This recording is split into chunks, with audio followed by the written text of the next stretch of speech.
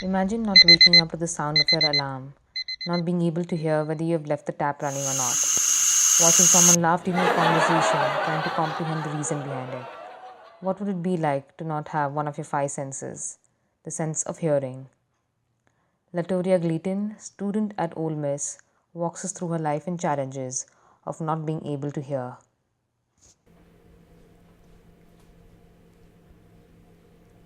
Although Latoria despises this is how she's greeted at times. Oh, you're deaf. I'm so sorry. I'm going to pray for you.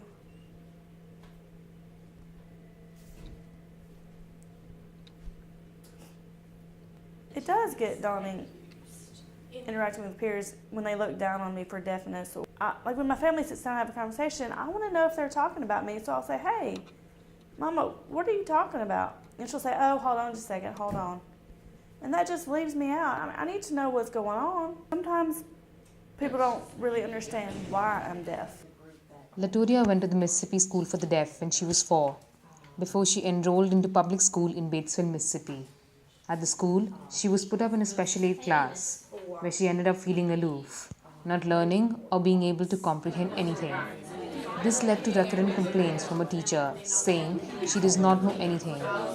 Eventually, on her teacher's recommendation, she went to the Mississippi School of the Deaf, a crucial decision involving staying away from home and family. I went there and I found a lot of new signs, and I saw other children signing, and I could socialize with other deaf people and kind of have a feeling of sameness when I hadn't experienced that before.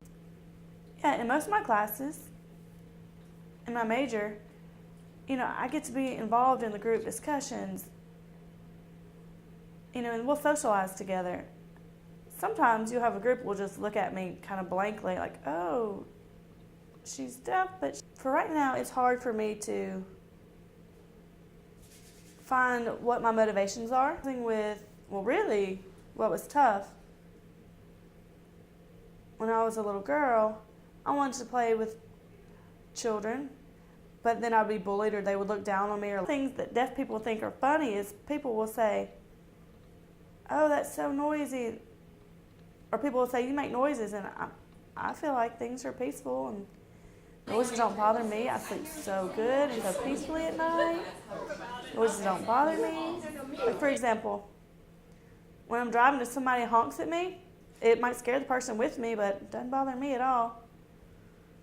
So living in a world without noise doesn't bother me. Only thing I really want to hear is my children's voices. Sometimes when they cry, and I comfort them, I can't hear what they're saying. So I really want to hear my children's voices. That's it.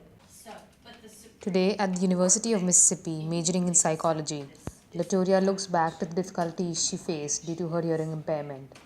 Although she wants to become a social worker, her ultimate goal is to help the deaf people like her become independent and self-sufficient.